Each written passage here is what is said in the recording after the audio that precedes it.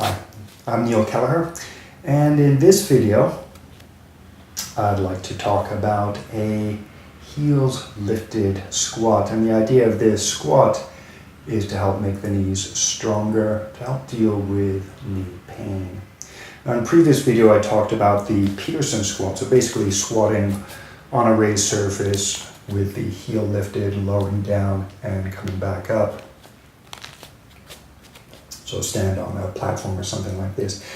In this exercise, the idea is to squat on both legs, and rather than having the heels on a platform, actually lean forward so that you can lift your heels so the weight is on your forefeet. And assuming you're doing this with weight, say a bar with no plates on the end, the idea is to keep your heels lifted as you go all the way down.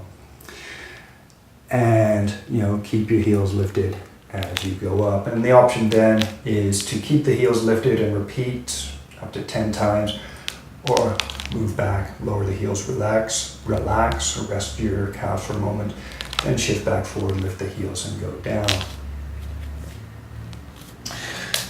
And this is a little bit, so for someone with knee pain, I wouldn't recommend this exercise. I've already talked about the Peterson squat and how to use that, gradually deepening your squat so that you strengthen your knee in a deeper range of movement. Now for this one, if you can't squat comfortably, be cautious in doing this. So obviously the first step would be to do it without weight.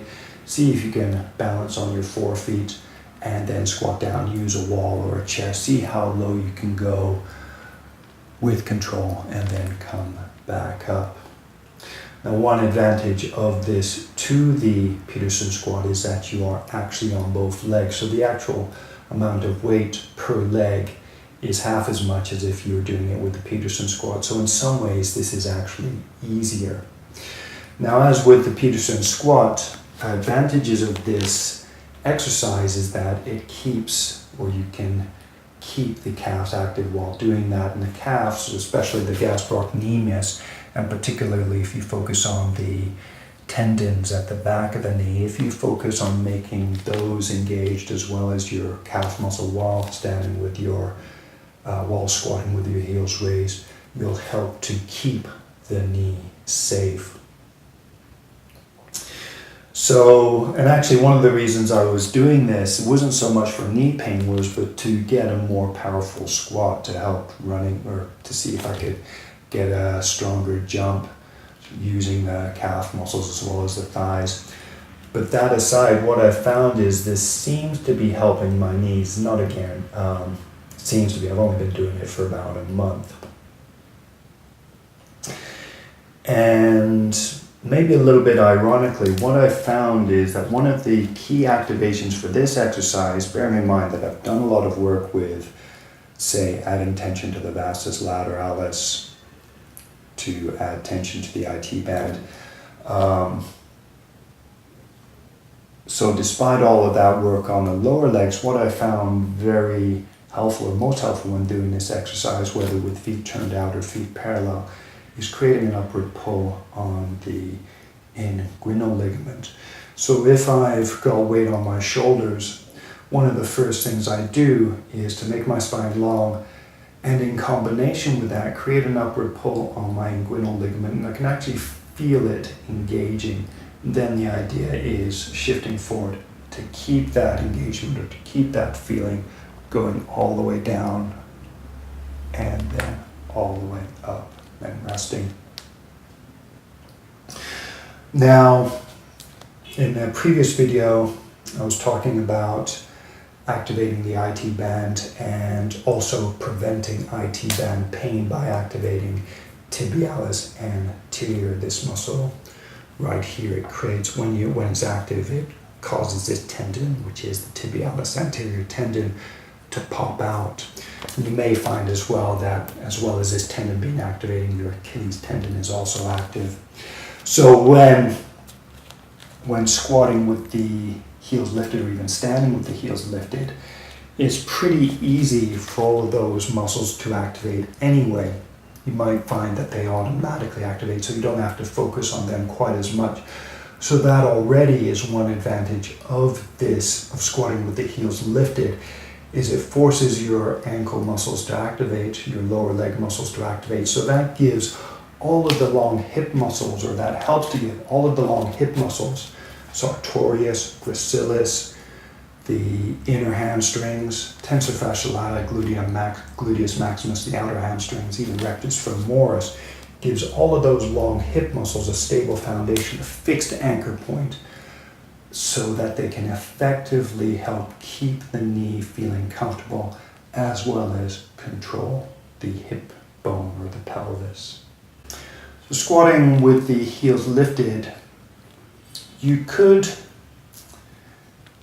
as I mentioned before,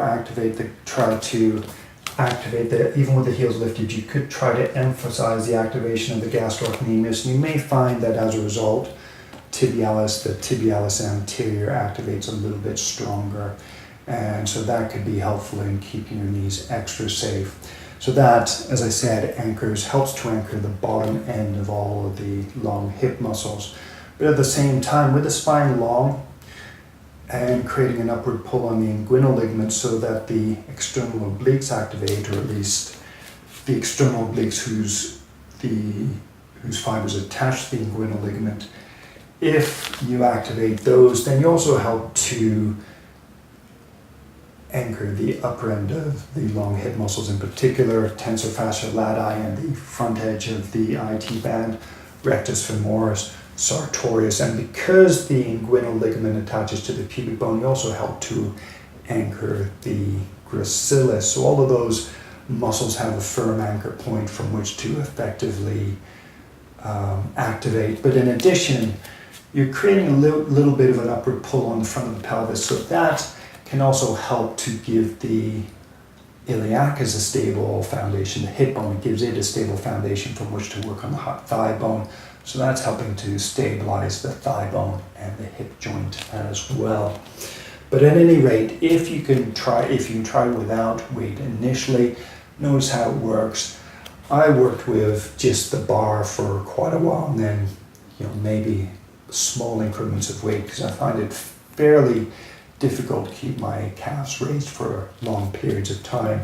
So what I've been working on is 3 sets of 8 to 10 repetitions, either with the same weight or gradually ramping the weight up. Now, if you can't go all the way down, then don't go all the way down. Go as far as you're comfortable. But what I tend to do when doing this version of the squat, and you can experiment with how high you want to raise the heels when you're doing it. You could raise your heels to maximum, pull up on the inguinal ligament, go all the way down, try to keep your heels maximally lifted. Or you could try just a slight lift. So try activating your calves, pull up on the inguinal ligament, spine long. Even push up on the bar a little bit so that your arms have some tension. So go down with the heels slightly lifted and then back up. And if you can't go all the way down, just go as far as you're comfortable. But what I found is going back to flat-heeled squats doesn't feel quite as comfortable on my knees. This actually makes my knees feel a little bit more comfortable. And I'm tending to do this with feet parallel. I would suggest find a foot position where you can, so either turned out or parallel, or various degrees of turnout. Find a position which makes so that you can squat with knee comfort. Then as you get used to that position, then experiment with light weight with varying your foot position so that you can work towards using any foot position and squatting comfortably. Like I said, I've been using this for a little while now, and it seems to be helping, and it gives me a nice focus while doing that exercise. Normally it's just like, when the hell is this set going to be over? With this, there's a balance component to sort out. So that's another point. If your balance sucks, then practice. I did some videos earlier on weight shifting, so practice using your feet to feel where your center of gravity is. Practice definitely practice keeping your heels lifted while going down without weight first. If your balance is not that good, then work towards doing this with balance, because one of the things is that with weight on your shoulders, there's no way to catch yourself if you fall forward or backwards. And so another thing to do is, if you are doing this with weight, do make sure you're close to a rack so you can easily get rid of the weight if you need to, if you do lose your balance. Anyway, I think that's it for this video. Included in the description box is a link to some muscle control videos I've been working on, which teaches you, if you don't know how to activate your muscles, this gives you exercises to help you learn how to activate your muscles at will. Anyway, thanks very much for watching. Namaste.